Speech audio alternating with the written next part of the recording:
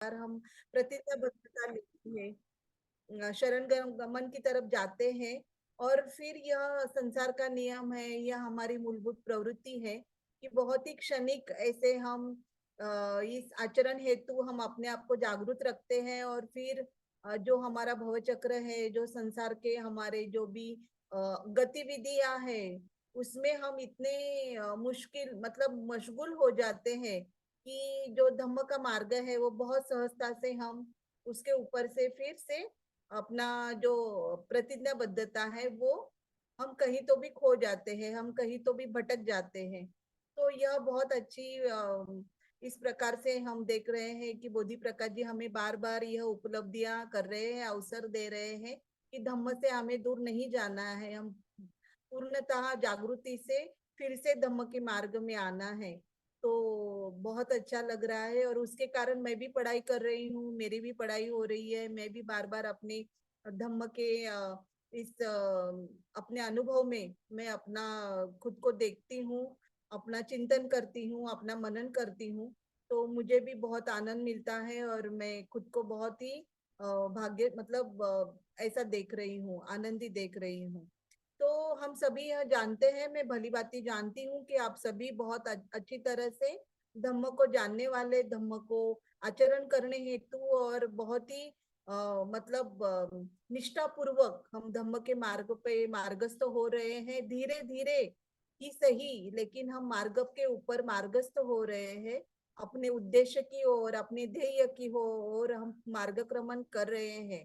तो इसलिए फिर हम बार बार यह देखते हैं कि बौद्ध धम्म जो है वह हमें शुद्ध और पवित्र जीवन का मार्ग सम्यक संबुद्ध शाक्य मुनि तथागत भगवान गौतम बुद्ध ने हमें यह मार्ग उपलब्ध करके दिया है।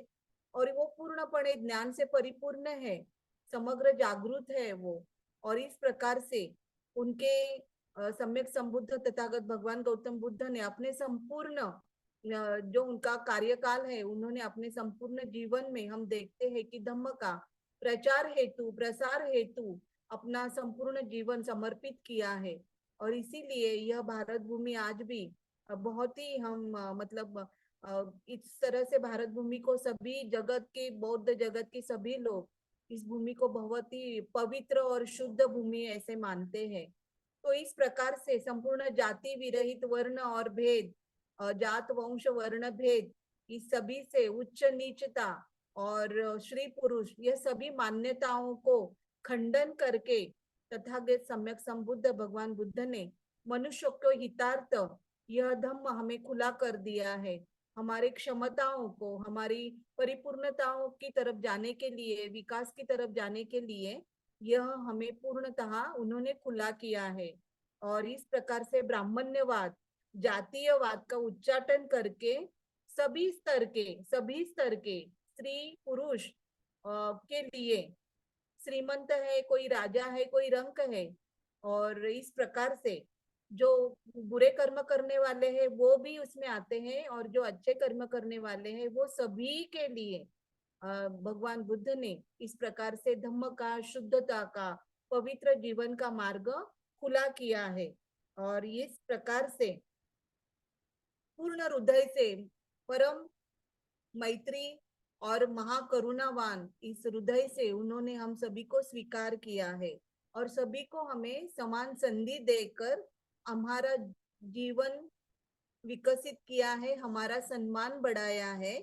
और इस प्रकार से हमारे जीवन का सही अर्थ प्राप्त कर देने का जो इस प्रकार से अवसर है वो तथागत भगवान बुद्ध के धम्म से हमें प्राप्त होता है। और इस प्रकार से हम जब देखते हैं कि जब भी हम एकत्र आते हैं, ये एकत्र आके धम्म का अभ्यास करते हैं, धम्म का अध्ययन करते हैं, धम्म का अनुभव करते हैं, धम्म समझने का प्रयास करते हैं, तब हम शरण गमन की बातें करते हैं।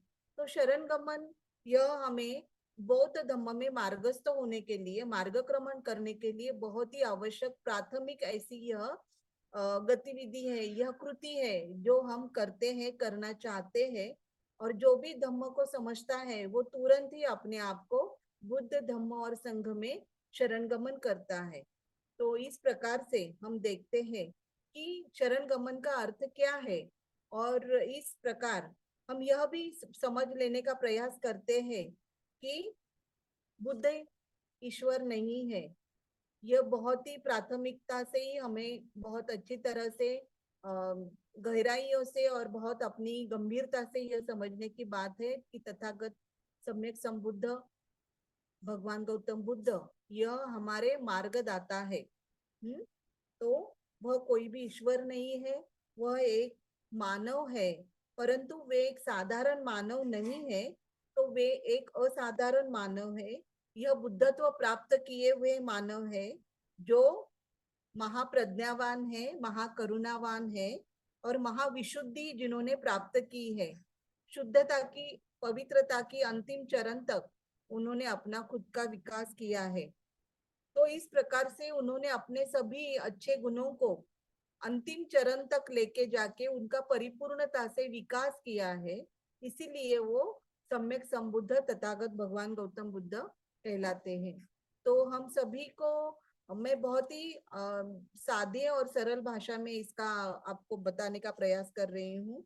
मैं जानती हूँ आप सभी इसको बहुत अच्छी तरह से जानते हैं, मतलब आपने इसका अभ्यास किया है और इस माध्यम से बहुत अच्छे अच्छे अनुभवी और बहुत अभ्यास में परिपूर्ण रहने वाले धम्मचारी धम्मचारिणियां यहाँ पे आके अपना अभ्यास का पठन कर रहे हैं, अभ्यास ले रहे हैं। तो इस प्रकार से हम शरण गमन को देखते हैं कि उन्होंने अपने अंतिम चरण की सीमा तक अपने आप को विकसित, परिपूर्णता के विकसित में अपने सभी अंगों का, विधायक अंगों का अपनी क्षमता से, परिपूर्णता से विकास किया है। इसलिए वो सम्यक संबुद्ध तथागत भगवान गौतम बुद्ध है। तो लोगों में, साधारण लोगों में यह न्यूनाधिक मैत्री का विकास हो सकता है, जो कभी भी उत्पन्न हो सकती है और कभी भी समाप्त हो सकती है। परंतु बुद्ध ऐसे नहीं है। उनमें हर समय मतलब जब तक वो महापरिनिर्वाण के समय तक हर एक क्षण में उनके हृदय में यह मैत्री का विकास रहता था। मैत्री सभी के लिए उत्पन्न रहती थी और उनमें संपूर्ण मैत्री हर समय विद्यमान रहती थी, जो कभी घटती नहीं थी। तो हम सभी मनुष्य प्राणियों के लिए, समस्त मनुष्यों के लिए, उनके मानव प्राणियों के लिए, कुछ लोगों के लिए नहीं, ऐसे नहीं कि कुछ लोगों के लिए मैत्री है कुछ लोगों के लिए नहीं है, ऐसा नहीं है।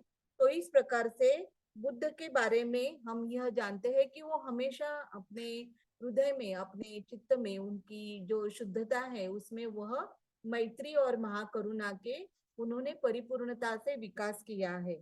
और इस पूरी तरह से विकसित हो जाता है तो सभी कुशल गुणों का विकास, सिर्फ मैत्री ही नहीं, तो सभी कुशल गुणों का विकास इस प्रकार से हम बुद्ध को देखते हैं।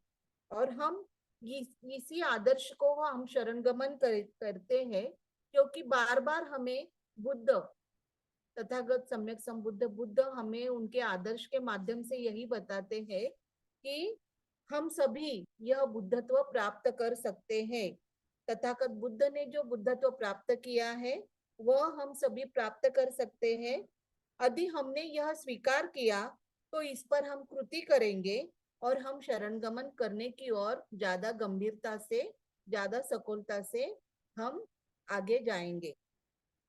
तो इस प्रकार से हमारी स्पष्टता, हमारी समझ को हमें आगे लेके जाना है और हम आकलन करना चाहते हैं कि इस प्रकार से हमारे अंदर जो बुद्ध के बीज है, जो बुद्धत्व के जो बीज है, उसे हमें परिपूर्णता की तरफ, पूर्णतः विकास की तरफ, संपूर्ण कुशल अंगों का विकास की तरफ हमें बुद्ध के आदर्श से यह प्रेरणा मिलती है। तो हमें बार बार इसके बारे में अपने आप को देखने की आवश्यकता है। उसके बाद हम यह भी देखते हैं कि जो भी शिक्षाएं हमें तथागत बुद्ध ने दिए हैं, वह हम धम्म को शरणगमन करने के लिए हम उस शिक्षाओं का उपयोग करते हैं। तो धम्म का मतलब ही है कि आचरण पद्धति है, मार्ग पद्धति है, जो हमें बुद्धत्व की ओर लेके जाती है, जिसमें संपूर्ण मनुष्य का विकास है और ऐसे विकास का यह मार्ग है। और जो भी बातें हम विकास में मदद करती है, जो सच्चा मनुष्य व्यक्ति बनने में हमें जो मदद करती है, वह विकास की मदद करने के हेतु यह सब शिक्षाएं, मतलब यह धम्म का हम हमारे जीवन में उपयोग करते हैं, आचरण करते हैं। और इस प्रकार से हम धम्म में जो वो बातें हैं, वह प्रज्ञा और करुणा से हम सीखते हैं, उससे हम मदद करते हैं। तो विकास करने में, अपने आप को विकसित करने में, परिपूर्णता की ओर लेके जाने में, इस प्रकार से यह धम्म हमें शुद्धता की ओर, पवित्रता की ओर, निष्कलंक जीवन की ओर जीने के लिए मदद करता है। और यही धम्म है। तो संघ क्या है? तो संघ यानी क्या है? हम क्यों कौन से संघ को शरणगमन करते हैं?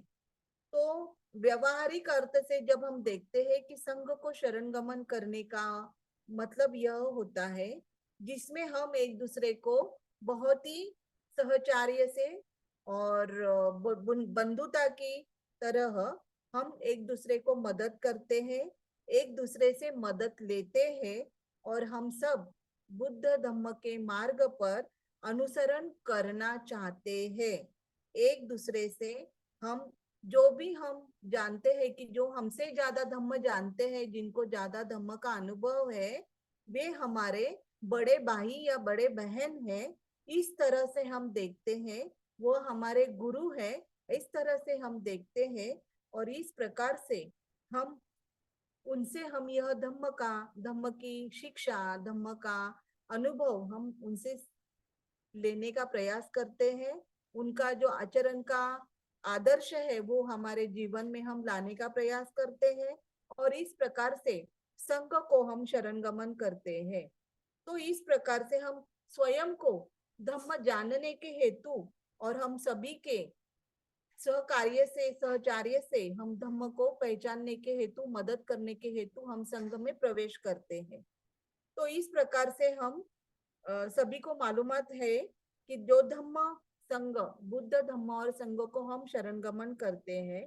और बौद्ध मनुष्य वही है, सच्चा बौद्ध मनुष्य वही है जो इस प्रकार से शरणगमन करता है, बहुत ही स्पष्टता से, गंभीरता से अपने जीवन को वो बुद्ध धम्म और संघ के आदर्श में अपने आप को शरणगमन करता है।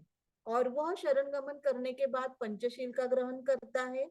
वह केवल पठन ही नहीं करता है, तो अपने संपूर्ण जीवन में उसका आचरण हेतु वह हमेशा अपने आप को वहां पे रखता है, करना चाहता है, आचरण करना चाहता है। और अपने जीवन में सकारात्मक जो अंग का पालन करने का प्रयास करता है, विधायकता से, उत्साह से परिपालन करके वह क्रियाशील बनने का प्रयास करता है। यही बौद्ध सच्चा व्यक्ति है। इस प्रकार से हम यह देखने का प्रयास कर रहे हैं। जो संतुलित जीवन है, बौद्ध धम्म यानी संतुलित जीवन है। और यह संतुलित जीवन का आनंद लेने का प्रयास भी यह बौद्ध व्यक्ति अपने जीवन में करता है। यह अपनी प्राथमिक जो गतिविधियां है वो पूर्णतः बुद्ध धम्म और संघ की तरफ शरणगमन करने के हेतु ही वह हमेशा करने का प्रयास करता है। इस प्रकार से हमारी जो भी गतिविधियां हैं वो हम देखते हैं कि बौद्ध धम्म में हम सहभाग लेने के हेतु ही, शरणगमन करने के हेतु ही हम यह गतिविधियां करते हैं। और हम सभी भली भांति यह जानते हैं, ज्ञात है कि हमें बौद्ध धर्म के संपर्क में लाने के लिए परम पूज्य बोधिसत्व डॉक्टर बाबा साहेब अम्बेडकर, जिनका बहुत बड़ा योगदान है, और उन्होंने ही हमें 14 अक्टूबर 1956 में नागपुर में इस प्रकार से बौद्ध धम्म का उन्होंने हमें यह धम्म दिया है। 22 प्रतिज्ञाओं के साथ हमें यह धम्म उन्होंने दिया है। तो इस प्रकार से बौद्ध धम्म यह, जैसे अभी हमने शुरुआत में मनुष्य और मनुष्य का मन, इस प्रकार से जो गाथा पठन किया है अभी माधुरी ताई ने, कि मनोपुब्ब धम्मा मनोसेट्टा मनोमना मनोमया मनसाचे पसन्नेन भासतीवा करोतीवा ततोनम सुकन्मेवती छाया वा अनुपायिनी। तो इस प्रकारे मनुष्य का मन और मनुष्य, यही बौद्ध धम्म का प्रमुख केंद्र स्थान है, यही बौद्ध धम्म की केंद्र बिंदु है। इसको हम हमेशा जागृति पूर्वक देखने का प्रयास करते हैं। तो हर एक व्यक्ति का बुद्धत्व की प्राप्ति यह धम्म का उद्देश्य है, धम्म का प्रयोजन है। और इस प्रकार से हम सभी महत्वपूर्ण पहलुओं को जानकर बाबा साहब ने इस धम्म का स्वीकार क्यों किया है और उन्होंने हमें सभी अनुयायियों को प्रेरित किया है, इसको भी हम आज स्मरण करके हमारे शरण गमन को ज्यादा से ज्यादा गहराइयों में देखने का प्रयास करेंगे। तो इस प्रकार से बाबा साहब ने हम देखते हैं कि त्रिरत्न बौद्ध महासंघ के माध्यम से भी हम इस धम्म के बहुत ही स्पष्टता से संपर्क में रहते हैं और धम्म के मार्गस्थ में मार्गक्रमण कर रहे हैं। तो बाबा साहब जो है वह पूर्ण जानते हैं कि धम्म के मार्ग में मानव मुक्ति का उन्होंने बहुत ही बड़ा काम किया है, इससे हम उनको बोधिसत्व कहते हैं, राष्ट्र के निर्माता है। और उनकी पूर्ण विश्व के क्षितिज में उनकी यह ख्याति है कि उन्होंने संपूर्ण नरक यातनाओं से जो भी पीड़ित है उन सभी को इस यातनाओं से मुक्त करने के लिए बौद्ध धम्म का पूर्णतः उन्होंने क्या किया है, उसका स्वीकार किया है। तो यह बोधिसत्व के रूप में हम उनका मूल्यांकन करते हैं, हम बार बार उन्हें याद करते हैं, उनका स्मरण करते हैं और उन्हें इस शरण गमन में हम अपने आप को उनके धम्म में और बाबा साहब के विचारों में हम अपने आप को समर्पित करते हैं। तो यह कृतज्ञता हमें निरंतर अपने हृदय में बाबा साहब के लिए अपने आप को उसका अनुभव लेना है और उसके संपर्क में हमें रहने की आवश्यकता है। और जो भी नैतिकता, पवित्रता और शुद्धता का ये जो धम्म है, इसको हम हमारा जो पवित्र ग्रंथ है भगवान बुद्ध और उनका धम्म, इस ग्रंथ के माध्यम से भी हम सद्धम्म क्या है, धम्म क्या है, अधम्म क्या है, इस माध्यम से भी हम बहुत अच्छी तरह से अभी जो वर्षावास शुरू होगा उसमें भी बार बार हम पठन करते हैं, रोज भी हम पठन करते हैं। और इस प्रकार से मन का मैल, मन की मलिनता हम कैसे दूर कर सकते हैं, मन को हम पवित्र कैसे, चित्त की शुद्धि कहाँ है, निर्मल हम कैसे कर सकते हैं। और संपूर्ण हम देखते हैं कि राज्य को हम धम्म राज्य में बाबा साहब की जो इच्छा है उसमें हम किस प्रकार से परावर्तित कर सकते हैं, परिपूर्ण कर सकते हैं। तो उनकी यह सभी बातों को हम इस शरण गमन की तरफ जब हम मार्गस्थ होते हैं, मार्गक्रमण करते हैं, तो उसमें भी हम अपने संपूर्ण दृष्टि से देखने का प्रयास करते हैं। और इस प्रकार से हमारे छोटी छोटी कृतियों से, हमारे छोटी छोटी धम्म के गतिविधियों से यह धम्म राज्य का निर्माण होता है और धम्म राज्य में हम अपने आप को बहुत ही सुखी और बहुत ही पवित्र और बहुत ही सुरक्षित ऐसा हम महसूस करते हैं। तो मुझे ऐसा लगता है आज के दिन में हम और भी कहना है कि अभी ध्यान लेना है। अभी 10 मिनट और ले सकते हैं। मैंने नहीं सुना। बताइए, 10 मिनट और ले सकते हैं आप। अच्छा, 10 मिनट और ले सकते हैं। जी जी। ओके। तो इस प्रकार से हम देखते हैं कि मनुष्य और मनुष्य का मन, इसको बौद्ध धर्म में बहुत ही अनन्य साधारण ऐसा महत्व है। और मनुष्य का मन की शुद्धि ही यह बौद्ध धर्म का पूर्णतः प्रयोजन है। और मनुष्य की शुद्धि होने के लिए हम देखते हैं कि किस प्रकार से यह चित्त की शुद्धि जिस प्रकार से हम अभी जो गाथा धम्मपद की पहली गाथा जो माधुरी जी ने हमें बताई है और जो अभी मैंने कहा है कि किस प्रकार से हमारे जो विचार होते हैं, हमारे भावनाओं होते हैं, उसी से हमारी जो कृति है उसमें उसका प्रभाव होता है। तो जो भी हम सोचते हैं, जो भी हम अपने मन में जिसका विचार करते हैं, वही हमारी कृति होती है, वही हम बनते हैं। उसी प्रकार से हमारे आचार और विचार बनते हैं। तो यह हमें हमारे कर्म के रूप में इस माध्यम से हम देखते हैं। और इसी के लिए हम कर्म का जो भी हम आचरण करते हैं, तो यह मग्ग वग्ग में यह गाथा क्रमांक 273 और 274 में किस प्रकार से दृष्टि का उपयोग करते हैं, यह हमें तथागत भगवान बुद्ध ने बताया है, जिसमें हमें सप्त विशुद्धि के बारे में तथागत ने बहुत ही सुंदरता से मार्गदर्शन किया है। शील विशुद्धि, चित्त विशुद्धि, दृष्टि की विशुद्धि, शुद्धता, जो हमारी शंकाएं हैं, हमारे हर बार हमारे मन में जो प्रश्न आते हैं, कुशंकाएं आती है, उसके लिए हमारे उसके ऊपर विजय प्राप्त करने के लिए जो शुद्धि है वो शुद्धि है, उसमें उसकी विजय की शुद्धि है। फिर मार्ग की और अमार्ग में, जब हम मार्ग पे जाते हैं और जब हम अमार्ग में रहते हैं, वह सभी ज्ञान की ओर और अंतर्दृष्टि की ओर जाने के लिए जो हमें शुद्धता रहती है, वह यह शब्द विशुद्ध सप्त विशुद्धि में शुद्धि का अंतर्भाव होता है। और 6वां जो अंग है वह ज्ञान की दृष्टि, अंतर्दृष्टि की शुद्धता, यह सप्त विशुद्धि में आती है। और सप्तम अंग में आर्य मार्ग के ऊपर, ज्ञान मार्ग के ऊपर जो भी विशुद्धि हम प्राप्त करते हैं, वह विशुद्धि हमें तथागत भगवान बुद्ध ने मग मग्ग वग्ग में हमें यह बताई है। तो इस प्रकार से यह विशुद्धि की ओर हमें बढ़ने का प्रयास करने की आवश्यकता है। बहुत ही जागृति से, बहुत ही संयमित होके, बहुत ही प्रयत्न पूर्णता से हम यह आगे विशुद्धि की ओर जाएंगे। ज्यादा नहीं हो सकता है तो शील की विशुद्धि और चित्त की विशुद्धि और हमारी जो सम्यक दृष्टि है उसकी विशुद्धि की तरफ हमें धीरे धीरे, बहुत ही सावधानी से और बहुत ही अपने परिपूर्णता से, समझ से आगे बढ़ने की आवश्यकता है। इसी माध्यम से यहाँ पे तथागत हमें यह गाथा बताते हैं कि तुम्हें ही किच्चम आतप्य अक्ख अक्क खतारो तथागता। तो तथागत हमें यह कहते हैं कि हमारी जो भी चित्त चित्त की शुद्धि है, हमारे मन की शुद्धि है, उसके लिए, उस मुक्ति के लिए या विशुद्धि के लिए हमें खुद में ही तप करने की आवश्यकता है। खुद को ही हमें अपने आप को वहां पे रखकर उससे संघर्ष करने की, उसे बहुत ही प्रयत्न पूर्वक देखने की आवश्यकता है। तो इस प्रकार से सुत्त विभंग में भी इस शिलों का 220 शिलों का उसमें समावेश हुआ है। तो यह विनय पिटक में भी हम देखते हैं कि विनयों का इस प्रतिमोक्ष संवरशील में हम इस बारे में पढ़ाई करते हैं।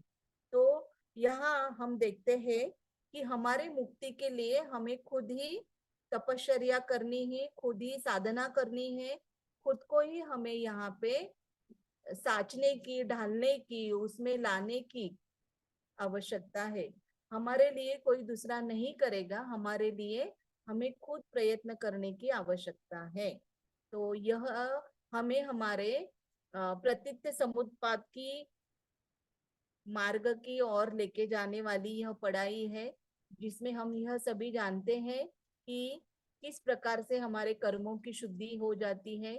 फिर हमारे जो नियम है, बीज नियम, कर्म नियम, ऋतु नियम, तो यह सब नियमों को जानने की भी यह शुद्धि की मार्ग पर बहुत ज्यादा आवश्यकता होती है।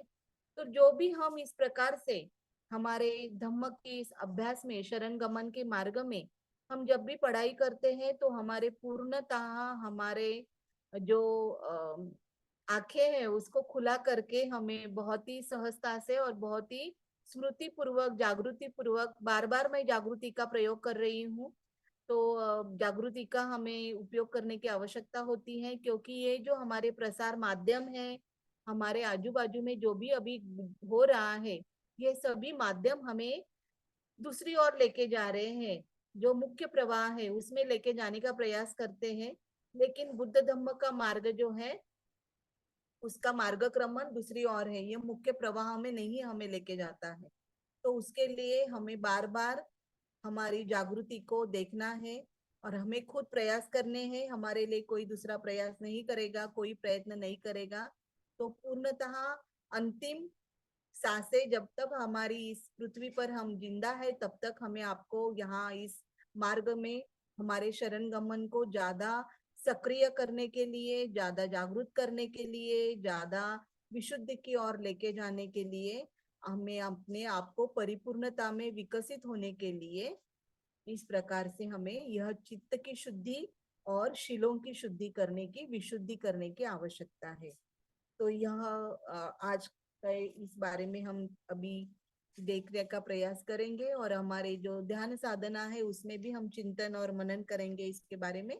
तो मुझे यहाँ पे अपने बहुत ही शांति से ग्रहण किया है और मुझे इस अवसर प्राप्त किया है। मैं आप सभी को मिलके बहुत खुश हूँ और यह मतलब मैं बहुत खुश हूँ, मैं बहुत आनंदित हूँ, हर्षित हूँ। धन्यवाद। नमो बुद्धाय। जय भीम।